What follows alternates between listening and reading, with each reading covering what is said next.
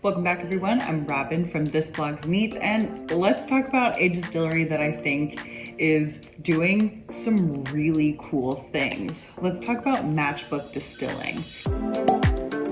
Good pot.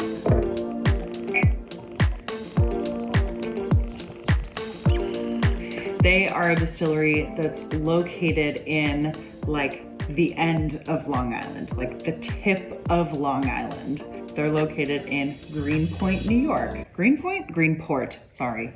Not Greenpoint. Greenpoint is not at the end of New York. Is Greenpoint technically Queens? No, I think it's still Brooklyn. Yeah, not the end of New York. They are located in Greenport, New York, and they're surrounded by a ton of farms. So their mission statement, what they say on their website, on any of the interviews that they do, is that they're an R&D facility dedicated to bespoke production of spirits that champion agriculture, anthropology, tradition, and science. They do a whole lot of really cool, unique batches of spirits that are highlighting the local agriculture. So they're supporting local agriculture. They release these really limited batches of like very experimental things. And they also work with bars and restaurants who hire them for contract distilling to create unique custom spirits for their bar and restaurant. And recently they just launched this like make your own gin experience where on Saturdays you can literally go in and make your own bottle of gin. From what I've seen picture-wise, it looks like you have a bunch of different spirits that are distilled with one botanical, maybe two botanicals, and you get to blend and create your own gin that way, which is so cool. If anyone's done that, like, let me know how it was. I'd be really interested to hear how that was. But yeah, I'm gonna be tasting one of their flagship products, which like seems like a pretty unique flagship product. This is a cold brew rum. This is not a flavored rum. I know you might be thinking, it's flavored, like cold brew flavored, but that's not the case. This is actually fermented with cold brew coffee along with the molasses. It's very cool. So this is called Kristend Bitten. I have no idea what that is, but I feel like it's some reference, some poetic reference, because I think a lot of their labels are really poetic, but I don't know. I'm a chemical engineer. I don't know. So the way they make this is that they take a combination of grade A molasses and blackstrap molasses as their sugar source. They also add in dunder, one of my favorite things to talk about. They're also adding into the fermentation stillage, right? This dunder that is left over from other rum distillations. They let it age for some amount of time that I don't know. I don't know how long they're letting it sit. And then they add that into the fermentation in equal parts with cold brew coffee. I don't know about batch 1 or 1.0, but batch 2.0 is made with coffee from Brownsville Coffee Roasters in Brooklyn. So I'm gonna assume the batch 1 was also made from that. I also don't know if this is batch 1 or batch 2. So we've got the molasses, we've got the dunder, we've got the cold brew coffee.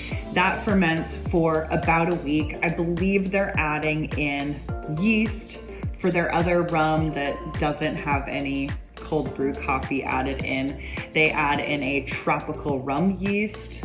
So I'm assuming they do the same for this rum. And they let that ferment for about a week and then run it through one single column distillation. For batch 2.0, they actually add in whole roasted coffee beans into the still and distill over those coffee beans to give you even more of that coffee flavor. However, I don't believe they do that for batch 1.0. And again, I don't know if I have 1.0 or 2.0. And this is bottled at 40% ABV. Now, it's not aged. It's not aged. but there's a little bit of color. And that color must be coming from the coffee, I'm guessing. Some of those coffee oils in there. I'm not sure. So maybe this is 2.0 and the color is coming from it being distilled over those coffee beans, but I'm not sure. In the glass, yeah, there's still a little color, but like almost clear. You probably haven't heard of Matchbook Distilling before unless you are in New York or like into craft spirits, like weird craft spirits. But some of their other flagships that they have are, they have a smoked pineapple spirit, which I'm very eager to taste. I don't have it. Should I order it? If you've tried it, let me know if I should order it. They have a smoked sunchoke and honey spirit, also really eager to try that. They have a gin, they have a bourbon, and they have a blood orange aperitivo and a strawberry amaro. Those are all their flagships that they have consistently. If you have tried any of these, please let me know what you thought of them. And like I mentioned, they do a lot of limited releases and some of them sound so interesting. For example, they have a spirit that is distilled from peaches, wheat, oat, and whey. Yes, that's right, I said whey. They also have a hopped apple brandy, and they have a cherrywood smoked rye, malted rye, that they've combined with a cherry eau de vie. That's another one of their releases. Like, all of these sound really, really interesting. So for those of you who haven't heard of Matchbook Distilling, I hope this kind of like paints a picture of what kind of distillery they are.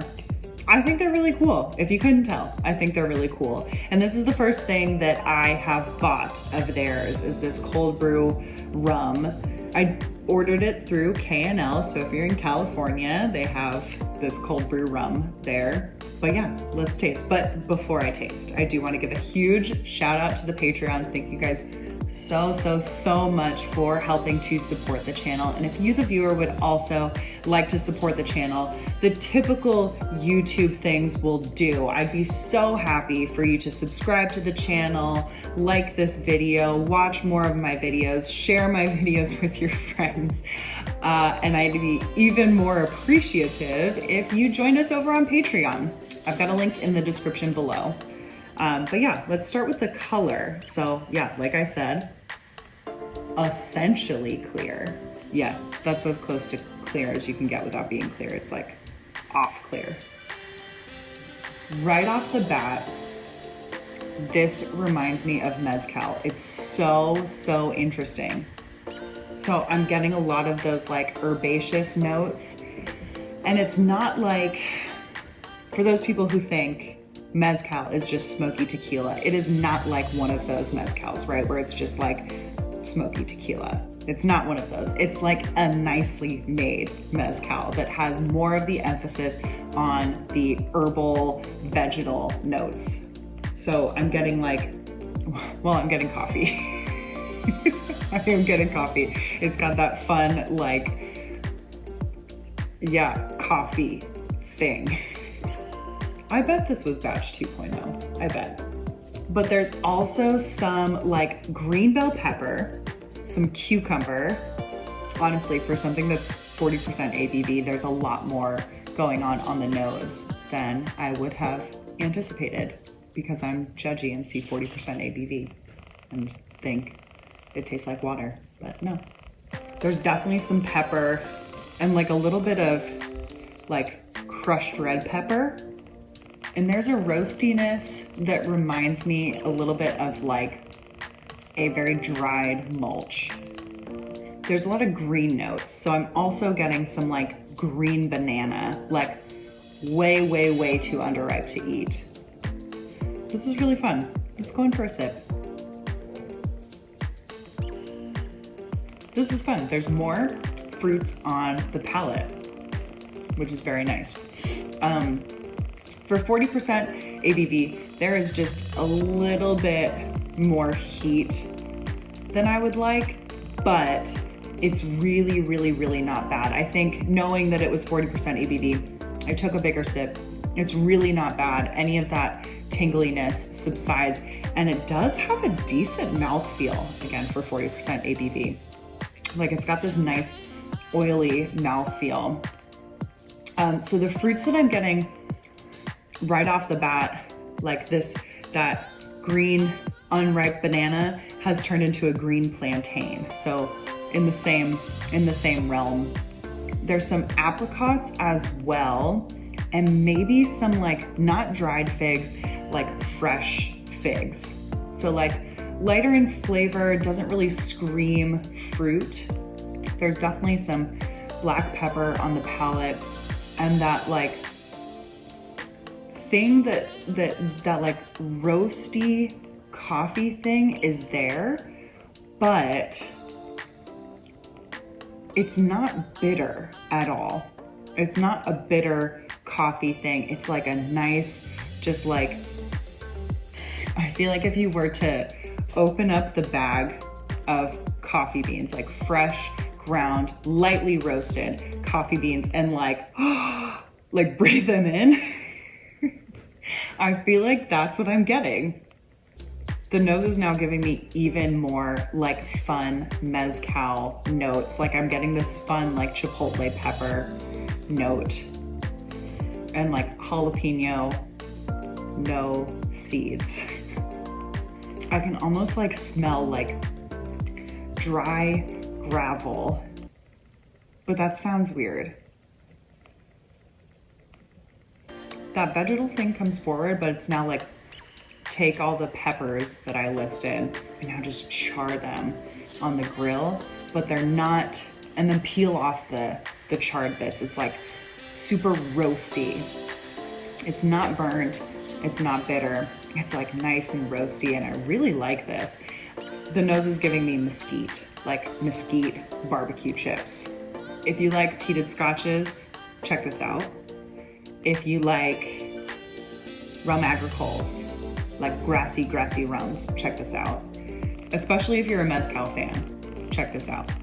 So I would definitely recommend checking this out. I would definitely recommend checking out the things that Matchbook Distilling has to offer.